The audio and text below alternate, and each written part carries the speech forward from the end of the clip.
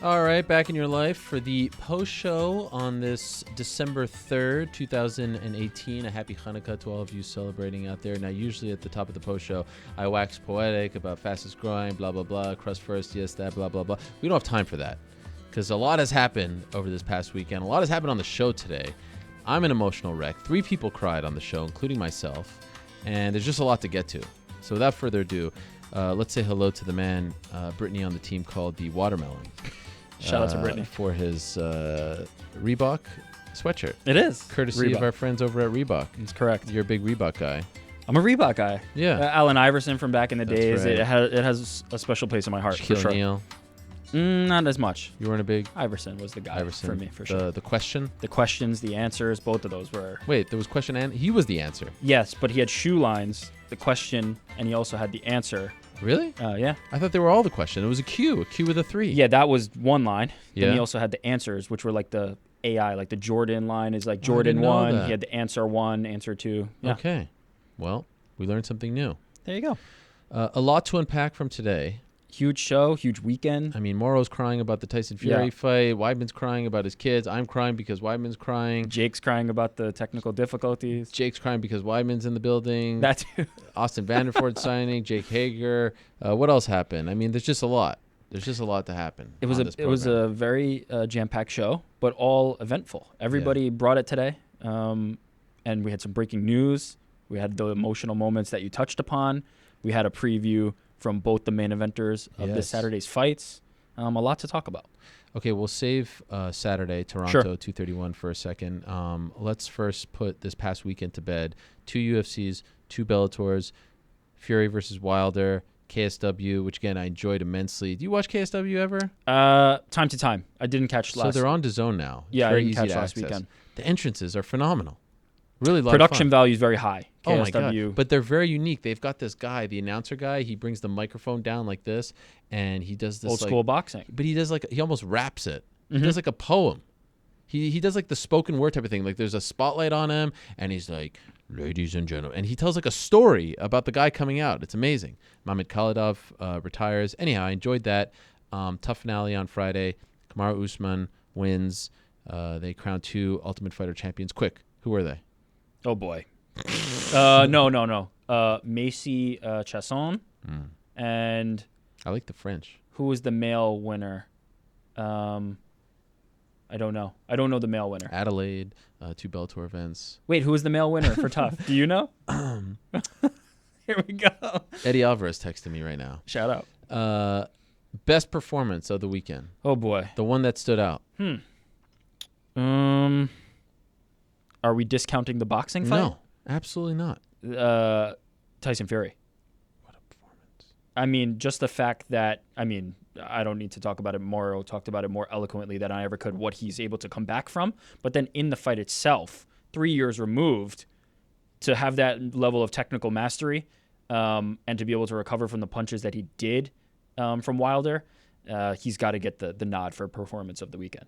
And then to get knocked down. Oh, yeah. Not once, but twice. Knocked down twice by a guy who is essentially a knockout artist, a guy who essentially finishes fights every single time he's in there. And then his rendition of American Pie. Singing was also fantastic. I think I watched that like 15 times, like the way he gets there. And I love Freddie Roach off to the side who's like, are we really doing this right now? Is this really happening? That would be the clip that you would. I would pin you watching that one because you Over love and the over. quirky. I watched that more than for sure. the knockdown. Yeah. As great as that was. And I loved what he was wearing in the shirt.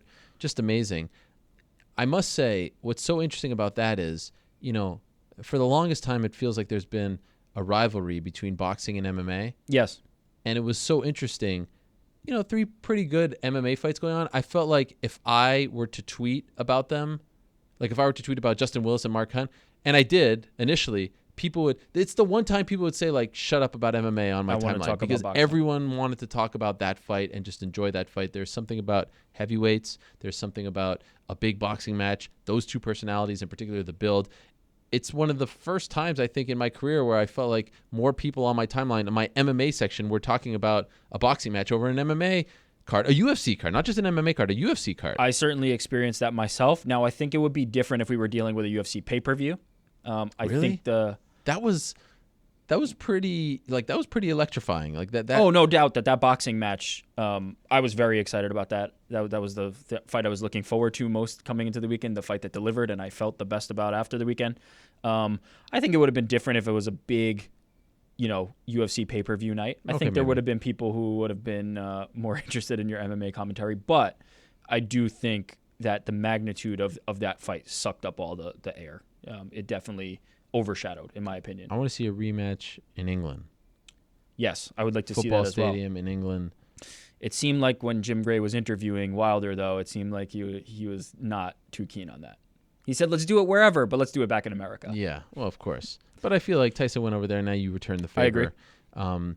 The broadcast was great. It was cool to see your boys, Jesus Samaro, on there. I mean, I don't even know what to like. That's just mind-blowing. Jake Paul showing up in Luis Ortiz's corner. I mean, there was just so much going on. Felt it was fun. It felt like March Madness on Friday with the Bellator prelims going on at the same time as the UFC prelims, and there were so many recognizable names like Joe Schilling. Yep. The Joe Warren fight was a little bit unsettling.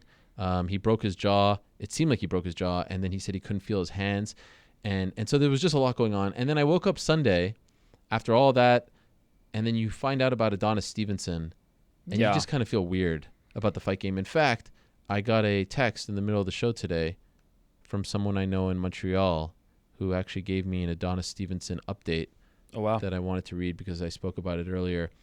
Following the hospitalization of Mr. Adonis Stevenson at Hôpital de l'Enfant Jésus on December 2nd, the Quebec Université Laval confirms that he is still in intensive care unit and under controlled sedation. His condition remains stable. As agreed with Mr. Adonis's family and Groupe Yvonne Michel, that's his promoter, please note that no further comments will be made at this time and no press briefing is scheduled for today. Further information will be given in a timely manner.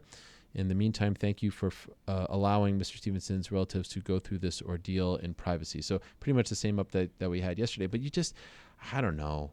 I think sometimes about, and I'm not saying this is happening to me right now, but famously, Howard Cosell went through this where he was like the biggest champion for boxing and supporter and the face in terms of television. And then later in his life, he actually soured on boxing after seeing what happened to Muhammad Ali and whatnot. And sometimes I will admit that sometimes I have those feelings when I hear about things like what Adonis Stevenson is going through. And so it's sort of... it skewed the way I felt about the whole weekend afterwards. Yes, and I don't disagree that moments like this make you feel that way, but so do moments like Tyson Fury coming back from what he's come with from, that redemption story, or not even redemption, but that bounce back story, that comeback story of what he was able to overcome through the sport of boxing, of fighting, as we experience in mixed martial arts. There's two sides to that coin, and yes, and why it's so crucial that athletes' rights are protected and cared for and thought about is because of moments like this with Adonis Stevenson, where we want to make sure that these guys are taken care of. They give so much of themselves. There's literally giving themselves every time they step into the cage or into the ring. But the redemptive qualities of it are undeniable as well, like we experienced with Tyson Fury. So it's kind of what that's what we have to deal with if we want the glory. We also have to deal with this unfortunate circumstance. I thought Steven Espinoza put it very well on Twitter last night.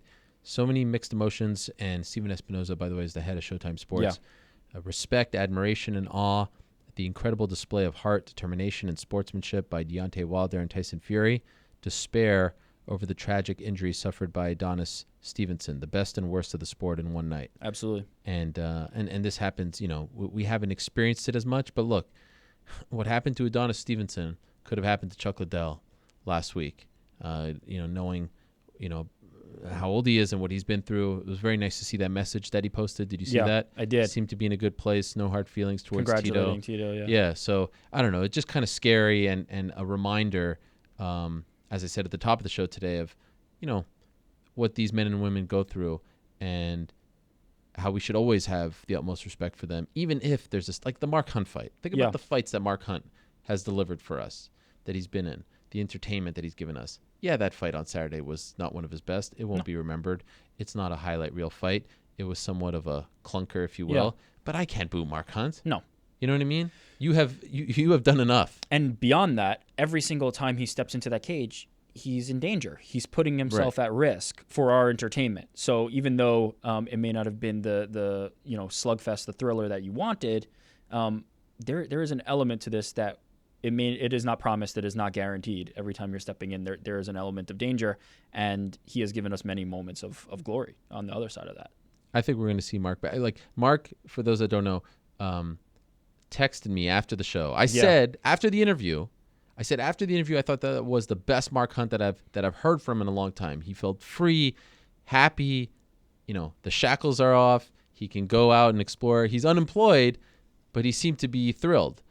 And he actually texted me after the show apologizing, saying that he thought it was a bad interview and that he didn't express himself. And I called him and said, no, I thought that was one of your best interviews. I think he's a little emotional about how it ended with the UFC, not winning the UFC belt. And, no one wants to be involved in a lawsuit.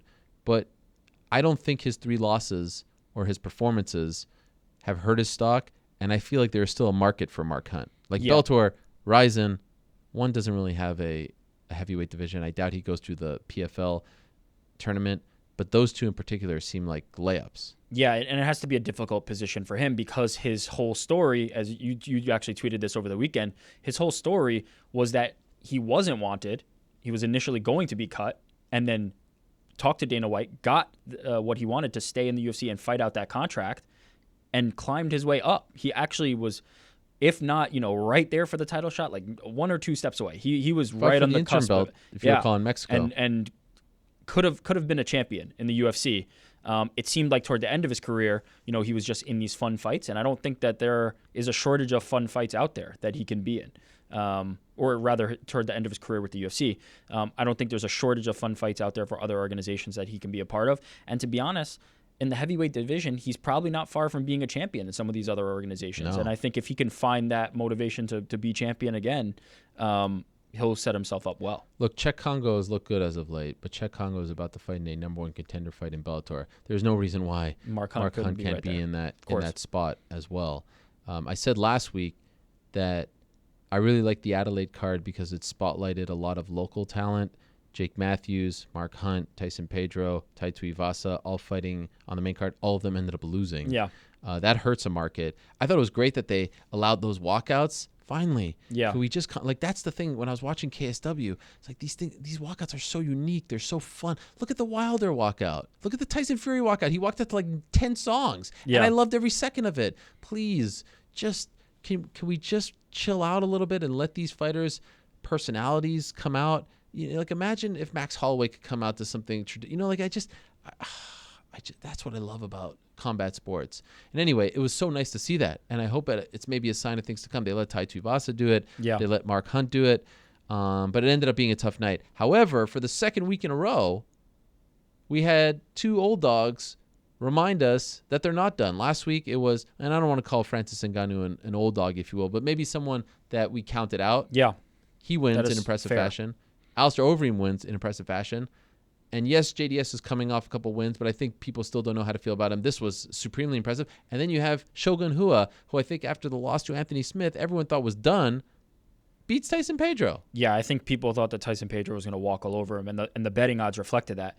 It's funny, actually, I said to Jake in the back that I was thinking Shogun was very much in this fight, a live dog in this fight, but I didn't have the guts to pull the trigger on it. But was he the dog? Oh, big. Really? Heavy dog. Wow. No, this was supposed to be a coronation for, or, I don't want to get ahead of myself, but this was supposed to be Tyson Pedro making a statement on the back of Shogun. Yeah. And that did not end up being what it was. And I feel like we've been in this spot before with Shogun, where it's like, okay, this is the one. Anthony Smith did make a statement. Yeah. But like OSP. Remember when he like 5 years ago that happened? Yeah. And then he comes back. And then he's being talked about for a title shot, weirdly enough, earlier this year. He's hanging around for sure. As Morrow said, pride never die. He's the one. He's like one of the last of the Mohicans. Yeah, Shogun closed at a 4-1 underdog. Yeah, jeez. Big. I didn't realize that. Oh, yeah. Look, I mean, his performances would show that. I mean, the last one was the one where you're like, that's a tough fight for Shogun. But as you said, turn back the clock, and several guys have recently. JDS, I think you're right in saying that he was one of the fighters that people were saying, what has he still got left? Even though he's winning, even though his last fight was a win, people were scared of where his chin is and his technical ability. And he looked very good against Tai Tuivasa. I'm not ready to write off JDS. I No. said that even last week, that I think he's fighting a little smarter, a little more technical, not taking as much damage. In this fight, he did take some damage, but I'm not ready to write him off. Wanted to briefly mention Kamaru Usman because he had a big win. I thought that it was funny to hear Dana White talk about him so glowingly after the fact. However, I don't buy the fact that he is in the running for a title shot because I do feel like they're having a little bit of a hard time making the Colby Covington-Tyron Woodley fight, and I feel like they're using Kamaru to get those guys to get their act together and accept the fight. They want to make that fight for Anaheim, and I don't know if the timing is going to work out. Quite frankly, to the best of my knowledge, they really need a main event for Brooklyn. This is the debut card on ESPN. Mm-hmm. Lest we forget what the debut fight on Fox was. Yeah. JDS versus We need Kane. a big fight. Yeah. My opinion, you should have put Henry Cejudo versus TJ Dillashaw on that first ESPN card and then try to do something for Anaheim. Not the case. But I don't feel like Usman's going to get that title. I think he's going to wait. Do you think he should wait? Meaning, should he fight like Santiago Ponzinibbio, who he was supposed to fight back in May, or has he done enough at this point? Jeez. I mean, if I was him, I would wait, but I'm not having the behind-the-scenes negotiations. At this point, how much more can I possibly do? Like, Right. What does a win over Ponzinibbio do that this win over RDA doesn't do for me? It's either going to happen or not. Like, Yeah. he's biding time at this point. Does he need to keep fighting forever until they ultimately give in? Possibly. But he should leverage everything he's got right now while they're still figuring it out if they can make Woodley and Covington work and hopefully sneak in the back door there. It's amazing because getting title shots in this game is very much a timing thing. Tony Ferguson dealing with the same thing. Yeah. Like, the stars aren't aligning for the guy. His problem is he happens to be in the division with Conor McGregor and Khabib Nurmagomedov and everything that went on with those two. Usman, for whatever reason, the UFC was slow to get on board with him. He's had some performances that maybe left a little bit to be desired, and now he's ready, and now they're going through the thing with Woodley and Covington. But I think he has earned it, and if I were advising him, I'd say just chill. There's no need to fight anyone else at this point, especially if he's banged up. If there was something to prove, if there was somebody that would help him get closer, sure. But what else? Where else is there to go at this point? He's earned the shot. Nice win for Joseph Benavidez over the weekend. Antonina Shevchenko making her debut, picking up a win. The Shevchenko sisters, and I hope this isn't a sign of things to come this weekend. I feel like it won't be, but they have the worst luck when it comes to weigh-ins. Her opponent missed weight by 4.5 pounds. Again, Bellator had some good shows as well. But I want to bring up Sage Northcutt. Yes. He has officially signed with ONE. He was quote-unquote let go by the UFC. We know that's not true. Are you surprised he has left the UFC and signed with ONE Championship? No, I mean, it feels like forever ago, but we were even talking about this was around the time of Jake Paul or Logan and KSI. The idea of Sage coming up on free agency and potentially doing his own thing. I think there's plenty of opportunities for him to be in the UFC at a later point. Again, if he wants to do that.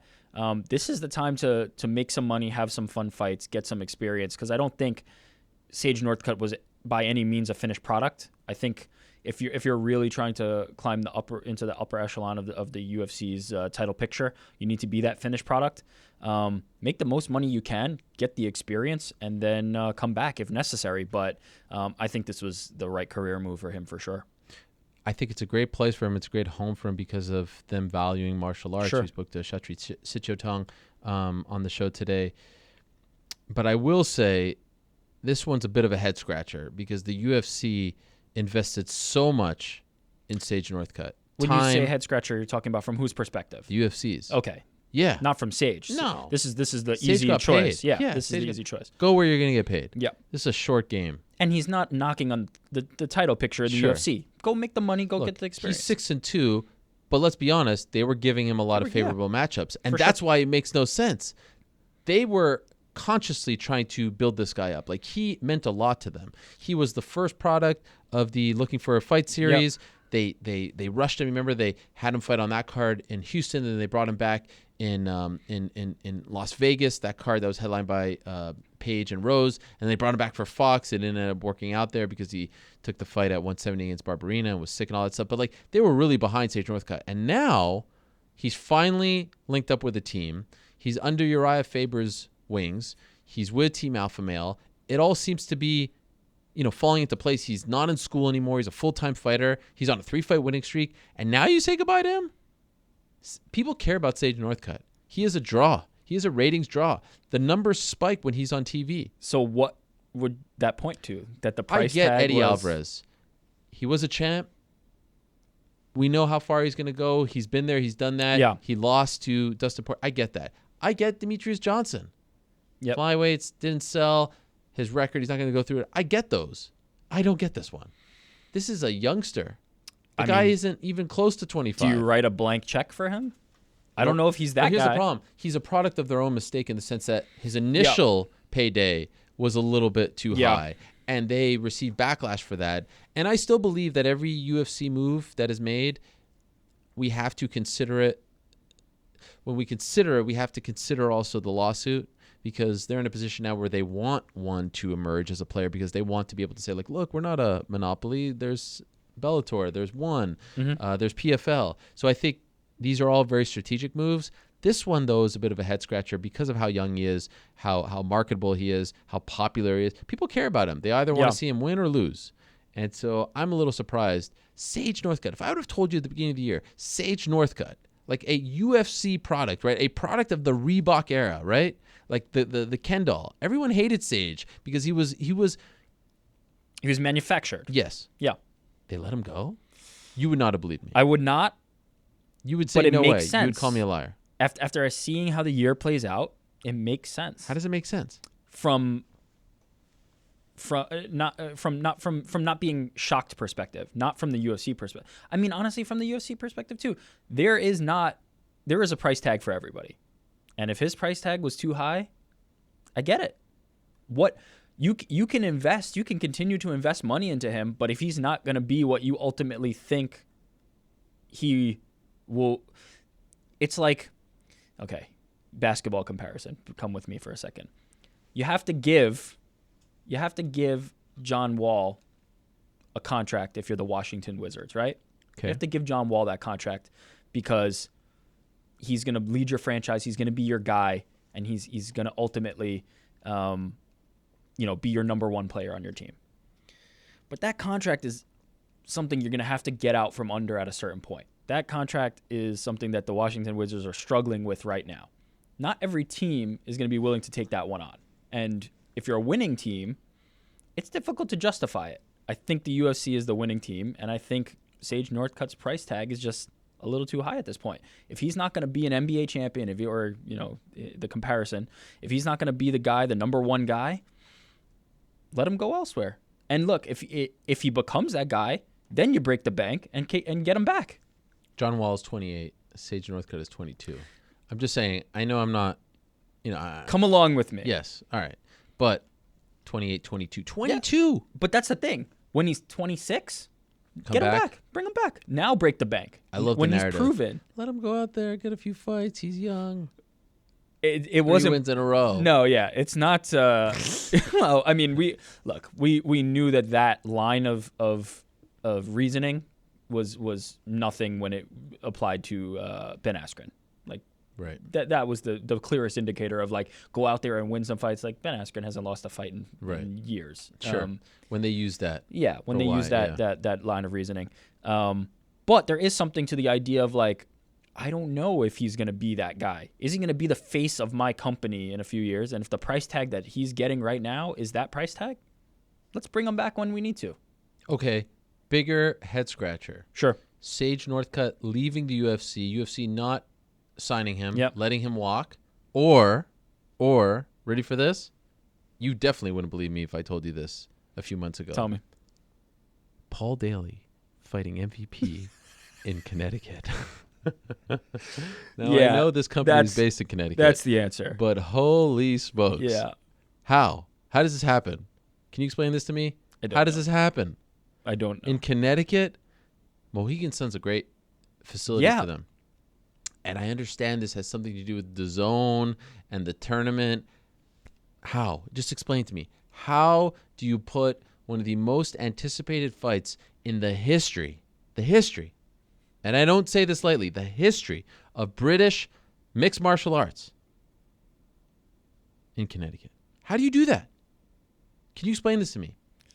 Does it not piss you off? With the hope that the Brits will travel? I don't know. There is no answer for that. That is the head scratcher of the decade. Do you remember when they had that press conference? They weren't fighting each other, but they were fighting on the same card, and Coker was sitting in between them, and they were sitting at this small table, and there was so much tension. I remember it. Could you imagine if they do a press conference in England? And they may do one. They probably will do one. To what end? For what reason? Yeah, the fight isn't going to be in England. Don't even do it. What's the point? You're just teasing them with something that's not even going to come to fruition. It's making me mad. It actually makes me mad. There's no explanation for this. There is no explanation. I sure it's going to take somebody smarter than me to come up with it. I don't have Paul Daley, MVP. This is one of the few times that Bellator has a fight that they could say, we could maybe outdraw the UFC in this market with this fight right now, right? Yeah. Two British stars who hate each other. When does that happen? Who will sell this? When does that happen? Yeah. I don't know. I have no answer. War. In Connecticut. It's not even like at MSG or something. It's in Connecticut. Yeah. Well, the idea, you could sell me on an idea of this fight could sell anywhere. It's big. It belongs, somewhere big, but not in Connecticut. Connecticut. It needs to be in the UK. Look, it's not too late. Fix this. No, they're not fixing it. Fix it. Sorry. They should fix it. Fix it. They should do a one-fight card. Just that. You could sell out the arena. I'll fly over just to watch it. I don't want to see that fight in Connecticut. I want to see it in London. I want to see it in Nottingham. I want to see it in Manchester. Yeah. I want to see it in Liverpool. Look, I want to see the fight in Connecticut, but only because I have to see the fight. But, man, the atmosphere is going to be... So that was a head scratcher on their part. I'll tell you what I did like, and I'm sort of running through a laundry list of things because there's just so much that's happened over the past week. It's insane.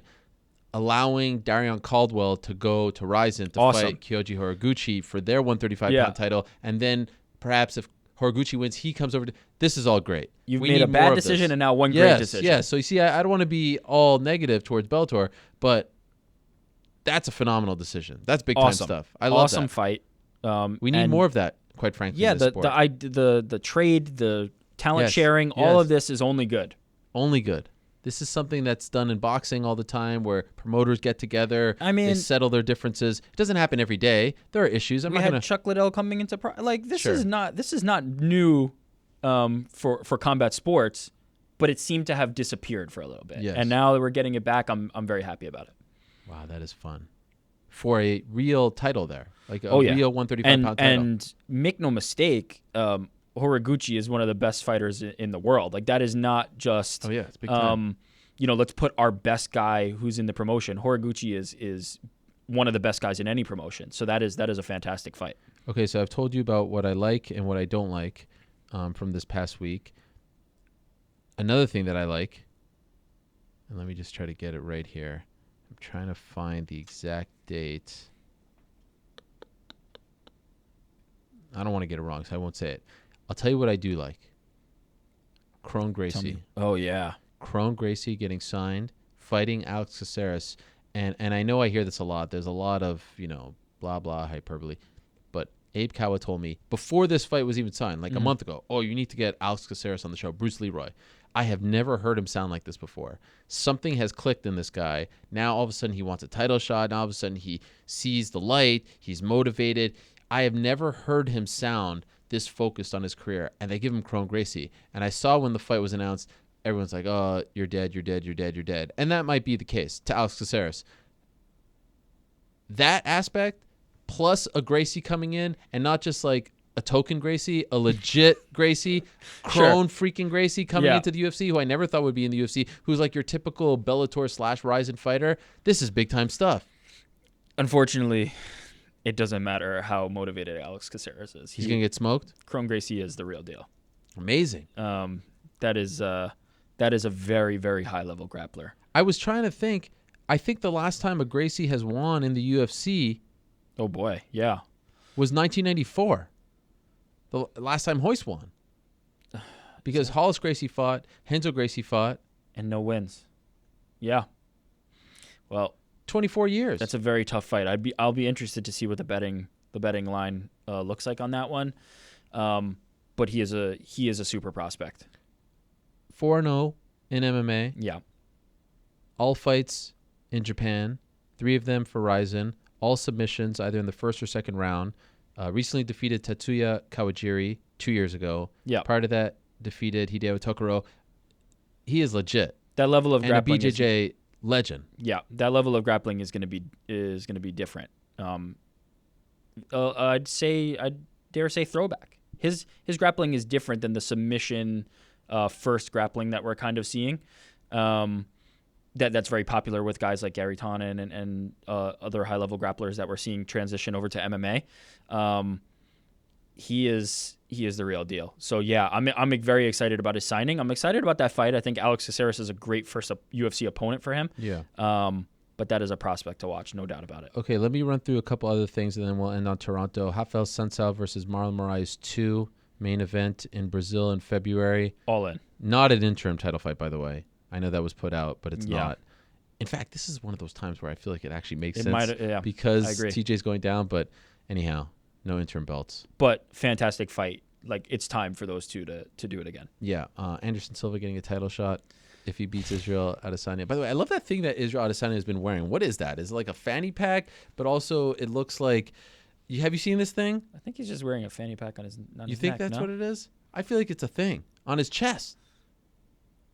It looks like overalls. I think he's just wearing a fanny No, pack on his it's neck. not, because it's like 2 straps. Anyway, did you see his face off with himself earlier I today? did, yeah. He actually got the Anderson bow down pat. So anyway, Don't love the idea of Anderson getting a title shot. What does it But all what mean? is it? It doesn't mean anything at this point. Liddell Ortiz pay-per-view numbers at around 30, 40. I'm actually impressed. I thought it was going to be like 10. Yeah, that's higher than I thought. Honestly, what it shows is that there's interest in this, and if you had priced it differently, you probably could have had some good buy numbers on this. Yeah. Like, if 40,000 people were willing to put down that number, what if you had cut that in half? For 10. How many would have actually been able to Right. to justify it? I heard that the Tiger Woods Phil Mickelson thing did like $1 million, even though they gave And then they everyone- gave everybody back. But that was $10. Was it not $10 or $14? I think it was 10. Something like that. Yeah. That was dumb. That was dumb on their part. Why did they do that? The price was wrong, but actually, I mean, it shows that there was a level Somewhat. of interest for that. Yeah, Yeah. because I thought it was going to be around 10. UFC's going to Prague for the first time in February. Cynthia Calvillo is coming back rather quickly against Courtney Casey. I like that fight very much. I also like that fight. Speaking of quick turnarounds, Weili Zhang coming back against Ooh, Tisha yeah. Torres. People are excited about her. Big step up for her in terms of competition. Also, them bringing her to Las Vegas. Oh, great. My list just went away. Jesus. How about the Rachel Ostovich fight being back on? That's a weird one. I don't know how to feel about that. Yeah. I understand her motivation in wanting to use this as a platform for good and wanting to show that, much like Tyson Fury did, that fighting can be cathartic and it can help us get out some of the negativity. But at the same time, this is a very quick turnaround. Tyson Fury was a slow build and a road back. But who are we to say where her head's at? She may be perfectly motivated, and I just hope it's that. I hope it's only that. Her interview with our friend Rob DeMello, Yeah. She seemed to be in a happy place. The only thing I'll say is that I hope that everyone kind of sat down, and there's no need to come back quickly. If she wants to, God bless you. More power. But I hope that she wasn't pushed. That's all. That's it. And that this is her decision, right? Because, she deserves to make that call herself. And also I want to give a shout out to Cage Warriors, who are celebrating their 100th event this weekend. That's going to be fun, and that's going to be right before UFC 231 in Toronto. What do we like on this card? This is an amazing card. Scotiabank Center? Are you kidding me? Canada. It's funny because I think this is actually a good card too, but I was looking at some of the stuff on some of the forums, and people weren't liking this card. I like it. Carlos Diego Ferreira versus Jesse Ronson making his return. Chad Laprise versus Diego Lima. Brad Katona returning after winning the Ultimate Fighter against Matthew Lopez. Devin Clark against Alexander Rakic. All right. That's the prelims. Now we get into the good stuff. The Canadian gangster Olivier Aubin-Mercier returning, trying to bounce back against Gilbert Burns. They have beef. Eric Anders against Elias Theodorou. They have beef. Caitlin Chukagian against Jessica Ai, sorta. Important fight at 125. And then Claudia Gadelha against Nina Ansaroff. Very important. Then Jimmy Manuel, Thiago Santos. Hakeem Dawodu against Kyle Bochniak. Alex Oliveira against Gunnar Nelson. Valentina Shevchenko against Ioana Jędrzejczyk. And Max Holloway versus Brian Ortega. What is there not to like? All names I recognize. Yes. It's a lot of fun. This is a lot of fun. I like the card a lot. And the Toronto crowds are always great. I think there's quite a few fights here that it could go either way. And I have some picks. What do you got? I have to pick against, unfortunately, the Canadian gangster, who I love dearly. How dare you. But I think Gilbert Burns, as an underdog here, at plus 115 to Olivier, is going to get it done. I think stylistically, this is going to be one where Gilbert's going to be able to shine on the feet, and I think he's going to be able to finish Olivier. So Gilbert Burns plus 115. I like him in this spot over Olivier, who is minus 135. And I also like Jessica Ai. I also like Jessica Ai at plus 150, an underdog to Caitlin Chukagian at minus 170. I'm a little surprised. I thought the veteran experience would probably give Jessica Ai the edge here, but on the books. But she is an underdog, and I think she continues to grow as an underdog. No, she opened at plus 185. It's kind of bounced around. But I like Jessica Ai here. I think she looks really good at 125, and I'm picking her. 2 underdogs. I had some picks, JDS over the weekend. That one cashed, and I had Tim Means parlayed with Usman. That also cashed. Oh, yeah. So I'm on a nice little streak. Look at you. Not touching the Brian Ortega Max Holloway fight. Ortega's I'll tell you this. Favorite. It was close to even money this morning. Holloway favorite. Yes. It was close to even money this morning, and I like Max at a lot of these prices. My reservation is I need to see how Max looks this week. That's my only reservation in picking Max. I think stylistically, Max has the advantage in this fight in a big way. I don't think Ortega is going to be able to kind of implement his will as he has with some of these other fighters in the run. But I have to see him make it to the scale, and I have to see how he looks on the scale. That's the one reservation. And Valentina Shevchenko, a favorite over Ioana Jędrzejczyk. Yeah. Minus 300 to plus 289. It's hard to see a path to victory here for Ioana. Valentina winning the previous matchups in their striking battles. Unless grappling gets involved, I don't see what would be potentially different here. I think Valentina is going to be able to impose her will. I don't see any reason to go away from that. Well, I got to say, I'm excited to go to Canada. Toronto events are always great. The crowds are always great. Always fun around this time of the year. They've been to Toronto a couple times around this time of year. It's freezing, but it's fun. Raptors rolling. Raptors rolling. Unfortunately, they won't be there while we're there, but they are rolling, and they beat the Golden State Warriors with Max Holloway in attendance as well. Go. One last thing before I go.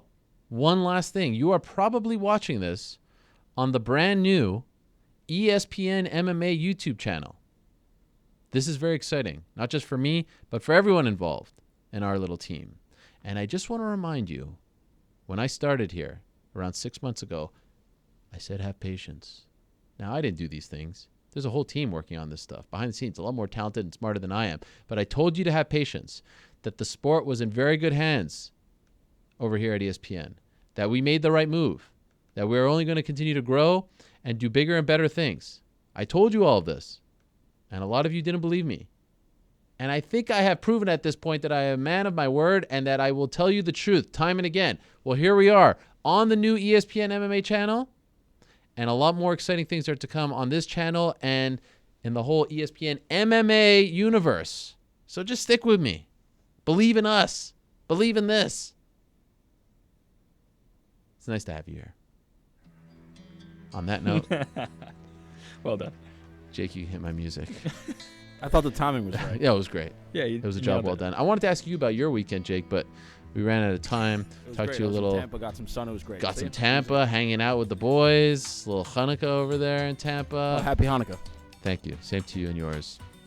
Let me tell you something. I don't know if you guys have watched movies in 3D, but it's a phenomenal experience. I highly, highly recommend it.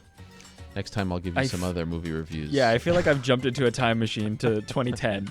Oh, there's so much. My head is spinning. I feel like I could do another 4 hours. Jake, why don't you rewind the clock? Yeah, let's do it. And let's just do it. We could do a whole other show.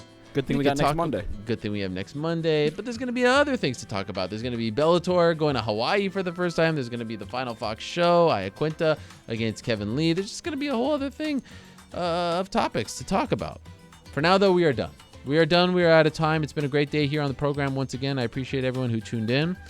If you missed anything, check us out on iTunes, the app, ESPN.com, Stitcher, all those places, and the brand new ESPN.com MMA YouTube channel. Not .com, just ESPN MMA YouTube channel. It's very special. We're excited. You're excited. We're all excited. Off to Canada. See you next week. Same time and place. Till I say peace.